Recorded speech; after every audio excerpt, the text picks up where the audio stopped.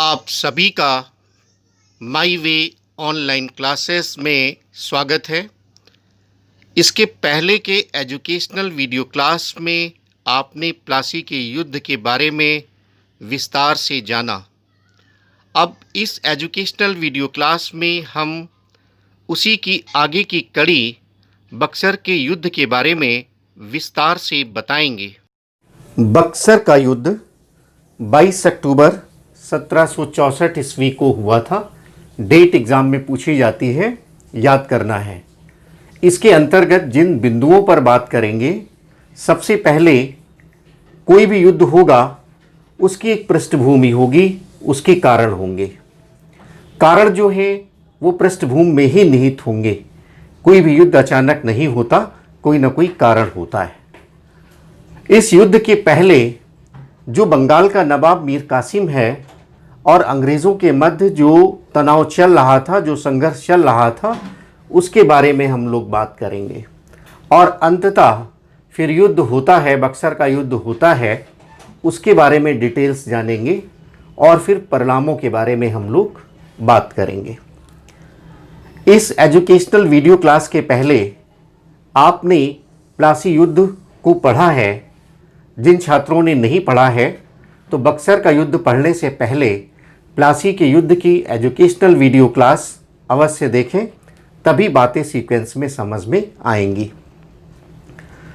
प्लासी का युद्ध 23 जून 1757 को हुआ था और प्लासी के युद्ध में उस समय के बंगाल के नवाब सिराजुद्दौला की हत्या करके मीर जाफ़र को बंगाल का नवाब बना दिया गया था। मीर जाफ़र को जो राज्य मिला उसमें भी अव्यवस्था थी। मीर जाफ़र ने बहुत सारा धन अंग्रेज़ों को दे दिया था, बहुत सारी सुविधाएं दे दी थी, व्यापारिक विशेषाधिकार दे दिए थे और इस प्रकार से एक संकट का ही दौर था। लेकिन धीरे धीरे कंपनी में भी भ्रष्टाचार विद्यमान हो गया था और कंपनी में आर्थिक संकट का दौर था। कंपनी ने इसका एक तरीका निकाला कि उसने मीर जाफ़र को कमज़ोर करना शुरू किया। मीर जाफ़र के जो भी सिपह सालार थे, विश्वास पात्र थे, धीरे धीरे उनको मार्ग से हटाया और 1760 ईस्वी में ही जुलाई में मीर जाफ़र के पुत्र मीरन की भी हत्या करा दी जाती है। ऐसा इतिहासकारों का मानना है कि संभवतः यह अंग्रेज़ों की ही चाल थी। और इस अव्यवस्था के समय में अंग्रेज़ों ने मीर जाफ़र के दामाद मीर कासिम से एक समझौता किया और मीर कासिम को इस समझौते के तहत बंगाल का नवाब बनाया। मीर कासिम ने अंग्रेज़ों को अनेक सुविधाएं दी, जैसे उसने अंग्रेज़ों को बर्दवान, मिदनापुर, चटगांव का क्षेत्र दे दिया, उसकी ज़मींदारी दे दी। जो सिलहट के चूने का व्यापार था उसका आधा भाग दे दिया और इसके अलावा दक्षिण भारत अभियान के लिए 5 लाख रुपए अलग से दिए। अनेक अधिकारियों को व्यक्तिगत स्तर पर बहुत उपहार बांटे जाते थे, उस समय की परंपरा थी। तो इस प्रकार से बहुत सारा धन अंग्रेज़ों को प्राप्त होता है, कंपनी को लाभ होता है। लेकिन इसमें होता क्या है कि बंगाल में एक अव्यवस्था फैल जाती है और इस अव्यवस्था में बहुत भ्रष्टाचार की स्थिति है, घूसखोरी की स्थिति है, आर्थिक संकट बंगाल में पैदा हो जाता है। जो कर्मचारी गण हैं उनको देने के लिए पैसे नहीं है, बंगाल की सेना के सैनिकों को देने के लिए पैसे नहीं है और मीर कासिम इससे छुटकारा पाना चाहता है। और मीर कासिम यह भी समय के साथ समझ में उसको बात आती है और अंग्रेज़ों से अपने को मुक्त भी करना चाहता है, ऐसा प्रतीत होता है। तो मीर कासिम ने अनेक सुधार किए। सुधारों के तहत मीर कासिम ने बंगाल में जो सुधार किया है वो बहुत महत्वपूर्ण हैं, उनको समझने की आवश्यकता है। जैसे उसने अपनी सरकार के व्यय के लिए बहुत सारा कर्ज लिया। जो साहूकार हैं, जगत सेठ हैं, बड़े बड़े व्यापारी हैं, उनसे उसने कर्ज लिया और कर्ज के साथ साथ उसने अपने व्यय पर भी नियंत्रण स्थापित किया। बहुत प्रगतिशील सुधार कर रहा था मीर कासिम, समझने की आवश्यकता है। इसके अलावा उसने अपनी जो राजधानी है, बंगाल के नवाबों की राजधानी जो मुर्शिदाबाद थी, उसको बदल करके वो मुंगेर बना देता है, यानी अंग्रेजी प्रभाव क्षेत्र से थोड़ा दूर कर लेता है। इसके अलावा उसने अपनी जो सेना है उसका पुनर्गठन शुरू किया और यूरोपीय पद्धति पर उसका पुनर्गठन किया। एक बड़ी बात थी, यानी उसने तोपें, बंदूकें, गोले जैसे अंग्रेज करते थे वैसे उसी पद्धति पर उसने शुरू कर दिया। और इसके अलावा जो विशेषाधिकार प्राप्त था अंग्रेज़ों को दस्तक के रूप में व्यापार करने के लिए, उसका जो दुरुपयोग हो रहा था, बंगाल के नवाब को जो नुकसान हो रहा था, उसने क्या किया कि भारतीय व्यापारियों को भी व्यापारिक सुविधाएं दे दी। अब जो ये सुधार होता है मीर कासिम के द्वारा, इससे नाराज हो जाते हैं अंग्रेज़ और दोनों के मध्य संघर्ष का कारण बन जाता है। एक दो तथ्य और यहाँ पर आपको जानने हैं, जैसे जो मीर कासिम बंगाल का नवाब बनता है, ऑब्जेक्टिव टाइप एग्जाम में पूछा गया है, उस समय गवर्नर कौन था, तो इसको नोट कर लेंगे आप, वेंसिटार्ट, कई बार एग्जाम में पूछा गया है। दूसरी बात, जब मीर कासिम नवाब बनता है तो मीर जाफ़र से मीर कासिम का बनना और मीर कासिम का बनना इस नवाब बनने के परिवर्तन में किसी प्रकार की हिंसा नहीं है। तो ये जो सितंबर 1760 की घटना है, इसको बंगाल के इतिहास में रक्तहीन क्रांति भी कहते हैं, रक्तहीन क्रांति। तो ये दो फैक्ट और आपको तैयार करना है। रक्तहीन क्रांति कब हुआ? 1760 में बंगाल के संदर्भ में। गवर्नर कौन था? वेंसिटार्ट। तो ये फैक्ट भी आपको याद रखने हैं। अब मीर कासिम ने जो सुधार किया उससे दोनों के मध्य मतभेद पैदा हो जाते हैं, अंग्रेज़ों के मध्य और बंगाल के नवाब के मध्य टकराहट की स्थिति आ जाती है और इसमें पहल कर देता है मीर कासिम। मीर कासिम ने क्या किया कि कासिम बाजार पर हमला कर दिया और जब कासिम बाजार पर हमला किया तो पटना का जो अधिकारी था एलिस, उसने पटना पर हमला कर दिया, मीर कासिम के जो क्षेत्र थे अटैक कर दिया। मीर कासिम पटना पहुंचता है और मीर कासिम ने इसको एलिस को हरा देता है। फिर उसके बाद अंग्रेज़ जनरल मेजर एडम्स की नियुक्ति होती है और अंग्रेज़ जनरल मेजर एडम्स अपनी सेना लेकर के पटना की ओर आगे बढ़ते हैं।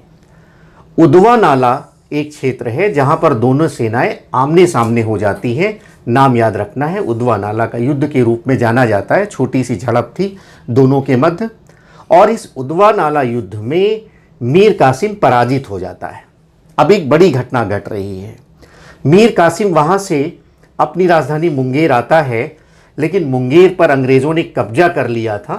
मुंगेर का जो किला है उस पर कब्जा कर लिया था और मुंगेर का जो अधिकारी था मीर कासिम का, उसका नाम था अरब अली खां। अरब अली खां को बहुत सारे रुपए पैसे दे करके अंग्रेज़ों ने अपने पक्ष में मिला लिया था। साम दाम दंड भेद अंग्रेज़ों को सब कुछ आता था, वो अपने उद्देश्य को पाने में सब कुछ प्रयोग करते थे। तो घूस के माध्यम से अरब अली को अपने पक्ष में मिला लिया और मुंगेर पर कब्जा कर लिया। अंग्रेज़ इसके बाद पटना की ओर आगे बढ़ते हैं। जब पटना की ओर आगे बढ़ते हैं तो मीर कासिम इससे बहुत ज़्यादा नाराज़ हो जाता है। जो पटना क्षेत्र में था वो बहुत ज़्यादा नाराज़ हो जाता है। उसने क्या किया कि जो अंग्रेज़ अधिकारी हैं एलिस, जो उस समय बंगाल के नवाब के विरोध में काम कर रहे थे, राजा राम नारायण हैं, दो सेठ बंधु हैं, जगत सेठ हैं, सबके नाम आप सभी को लिखना है, राय रायान हैं, राजा बल्लभ हैं। ये जो अंग्रेजों के विश्वस्त हैं, अंग्रेज अधिकारी हैं और ये कुछ भारतीय लोग हैं, लेकिन ये अंग्रेज़ों के पक्ष में हैं और बंगाल के नवाब के विरोध में हैं। मीर कासिम क्या करते हैं, अपना एक जर्मनी का उनका विश्वास पात्र सैनिक था, अधिकारी था, और उसका नाम था समरू। नाम याद रखना, समरू। समरू के द्वारा इन सभी की हत्या करवा देता है और यही हत्या इतिहास में पटना हत्याकांड के नाम से जाना जाता है। पटना हत्याकांड क्या है कि जब मीर कासिम ने अपने जर्मन अधिकारी समरू के द्वारा अंग्रेज अधिकारी एलिस और जगत सेठ अन्य भारतीयों की हत्या करवा देता है, तो वही घटना हम इतिहास में पटना हत्याकांड के नाम से जानते हैं। इसके बाद मीर कासिम अवध की ओर वापस चला जाता है। अपनी जो थोड़ी सी सेना बची थी, तोपें वगैरह थी, बंदूकें थी, थोड़ी सी सेना लेकर के वो अवध की ओर चला जाता है और बक्सर युद्ध की पृष्ठभूमि बन जाती है। अंग्रेज क्या करते हैं, मीर कासिम के बाद मीर जाफ़र को पुनः बंगाल का नवाब बना देते हैं। तो सिराजुद्दौला के बाद मीर जाफ़र को बनाया, फिर मीर जाफ़र को हटाया, मीर कासिम को बनाया, और फिर उसके बाद मीर जाफ़र को बनाते हैं। आपके एग्ज़ाम में पूछा जाता है, ये सीक्वेंस आपको याद रखना है। वहाँ पर जब वो अवध जाते हैं तो मुग़ल बादशाह भी उस समय अवध के नवाब के पास ही रह रहे थे। उनकी स्थिति कमज़ोर थी। मुग़ल सम्राट शाह आलम थे और अवध के नवाब उस समय शुजाउद्दौला थे। इन तीनों का गुट बनाया मीर कासिम ने। पूछा जाता है आपसे कि जब बक्सर का युद्ध हुआ उस समय अवध का नवाब कौन था? शुजाउद्दौला। मुग़ल सम्राट कौन था? शाह आलम। इन तीनों ने गुट बनाया और अंग्रेज़ों की जो सेना थी उसके सेनापति हेक्टर मुनरो, याद रखना है। इन दोनों के मध्य एक संघर्ष होता है जिसमें अंग्रेज़ विजयी होते हैं और वास्तव में ये अंग्रेज़ों की वास्तविक विजय थी। इसमें कोई विश्वासघात जैसी चीज़ नहीं थी। दोनों सेनाओं में एक संघर्ष हुआ, आमने सामने की लड़ाई हुई और इसमें अंग्रेज़ विजयी होते हैं। ये एक बहुत बड़ी घटना है। यदि परिणाम की दृष्टि से आप देखें तो अंग्रेज़ों ने मुग़ल बादशाह को हराया है, शाह आलम को, जो लगभग पूरे भारत का सैद्धांतिक दृष्टि से मुग़ल सम्राट है, और ये एक बड़ी प्रतीकात्मक घटना है। अवध का नवाब भी हार जाता है। तो वास्तव में अंग्रेज़ जो हैं वो अब भारत की एक बड़ी राजनीतिक और सैनिक शक्ति बन जाते हैं और प्लासी के युद्ध में अंग्रेज़ों ने जो बढ़त हासिल किया था, अब वो वास्तविक शक्ति के रूप में स्थापित हो जाते हैं। बंगाल पर पूर्ण प्रभुत्व तो हो ही जाता है और इसके बाद अब ये इनका प्रभाव मुग़ल सम्राट पर है, इनका प्रभाव बंगाल के नवाब पर है। इस तरह से अंग्रेज़ों की वास्तविक शक्ति की स्थापना बक्सर के युद्ध से मानी जाती है, जिसकी शुरुआत प्लासी के युद्ध से हुई थी। इस बक्सर युद्ध के बाद क्लाइव को पुनः भारत गवर्नर बनाकर भेजा जाता है। मई 1765 ईस्वी में आकर के उसने गहनता से विचार विमर्श किया और मुग़ल बादशाह के साथ 12 अगस्त 1765 ईस्वी को इलाहाबाद की संधि की। इस इलाहाबाद की संधि में जो मुख्य बातें हैं वो बहुत महत्वपूर्ण हैं, जो 12 अगस्त 1765 को ही मुग़ल बादशाह के साथ में। इस संधि में पहली बात तो ये हुई कि अंग्रेज़ों ने मुग़ल बादशाह को संरक्षण प्रदान किया। पहली जो मुख्य बात है। दूसरी बात यह है कि मुग़ल बादशाह ने अंग्रेज़ों को बंगाल, बिहार और उड़ीसा की दीवानी के अधिकार दे दिए। बहुत महत्वपूर्ण है, जिससे आगे की स्थिति पूरी बंगाल की बदल जाएगी। बंगाल, बिहार, उड़ीसा की दीवानी अंग्रेज़ों को प्राप्त हो जाती है, यानी राजस्व वसूलने जैसी जो बातें हैं, अब वो सारा जो रेवेन्यू है वो अंग्रेज़ स्वयं वसूल सकते हैं। एक बड़ी घटना है, आगे इसकी चर्चा फिर करेंगे। तीसरी बात यह है कि अवध के नवाब शुजाउद्दौला से इलाहाबाद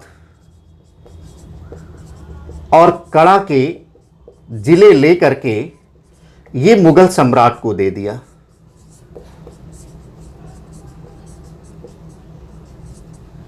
चौथी बात, मुगल सम्राट को 26 लाख रुपए वार्षिक देना, इस दीवानी के बदले में, इन सुविधाओं के बदले में 26 लाख रुपए पेंशन के रूप में वार्षिक रूप से देना अंग्रेजों ने स्वीकार किया। तो मुगल सम्राट के साथ जो संधि हुई है उसमें ये बातें आपको नोट करना है, याद करना है। मुगल बादशाह को संरक्षण प्रदान किया, बंगाल, बिहार की, उड़ीसा की दीवानी अंग्रेज़ों को प्राप्त हुई, इलाहाबाद, कड़ा के ज़िले अवध के नवाब से लेकर के मुगल बादशाह को दिए गए और 26 लाख रुपए वार्षिक देना तय किया अंग्रेज़ों ने मुगल बादशाह को। इसके बाद 16 अगस्त को फिर एक संधि करते हैं, बड़े विचार विमर्श के बाद, बड़ी सोच समझ के बाद 16 अगस्त को अवध के नवाब के साथ, शुजाउद्दौला के साथ संधि करते हैं। इस संधि की महत्वपूर्ण बातें क्या हैं कि पहली बात तो ये, अवध का राज्य अंग्रेज़ों ने वापस कर दिया। बड़ी बात है।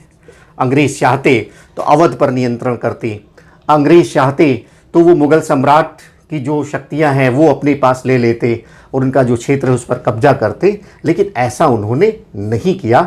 इसके पीछे कारण क्या है, आगे की कक्षाओं में हम स्पष्ट करेंगे। दूसरी बात यह है कि अवध के नवाब से इलाहाबाद और कड़ा के जिले ले करके वो मुगल बादशाह को दे दिए, ये भी इसमें तय हो गया। तीसरी बात जो इस संधि में आई, चुनार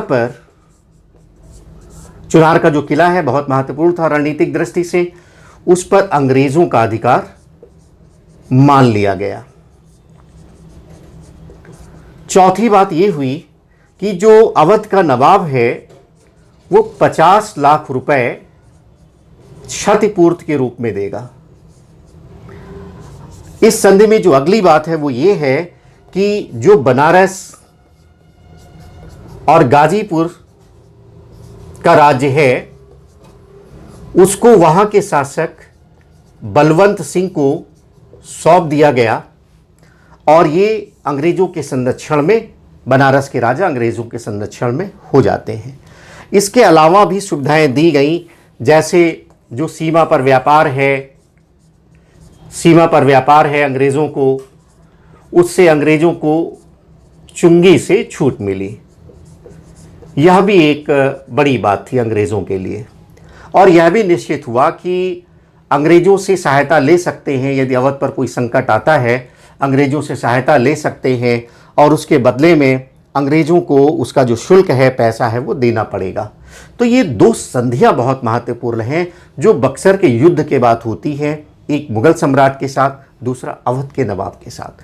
तो इस प्रकार से किस पृष्ठभूमि में बक्सर का युद्ध होता है, क्या कारण होते हैं, इन संघर्षों में पटना हत्याकांड है, डेट है, एलिस है, वेंस्टार्ट है, रक्तहीन क्रांति है, सब ऑब्जेक्टिव टाइप एग्जाम में पूछा जाता है। और पूरे टॉपिक को किसी भी एग्ज़ाम के लिए ये उपयोगी है, पूरे टॉपिक को समझना आवश्यक है। जहाँ तक इसके परिणाम के महत्व के बारे में है तो एक इतिहासकार का अंत में उल्लेख करना हम चाहेंगे। वो इतिहासकार हैं, प्रसिद्ध इतिहासकार हैं ब्रूम। इन्होंने कहा कि ये जो बक्सर का युद्ध है वास्तव में इस पर भारत का भाग्य निर्भर था। आगे आपने देखा कि अगले 1764 से लेकर के लगभग 200 साल भारत अंग्रेज़ों के अधीन हो जाता है।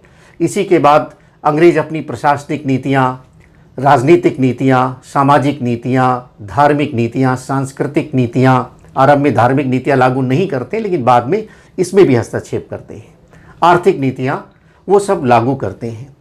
और उन्होंने कहा कि जो इसके परिणाम हुए वो बहुत महत्वपूर्ण थे। तो ब्रूम ने इस प्रकार की बात किया है। तो बक्सर का युद्ध आप समझेंगे। जिन छात्रों ने इसके पहले की क्लास नहीं सुनी है प्लासी का युद्ध पहले उसको देखेंगे, उसके बाद बक्सर के युद्ध को सुनेंगे, समझेंगे, आवश्यक तथ्यों को नोट करेंगे।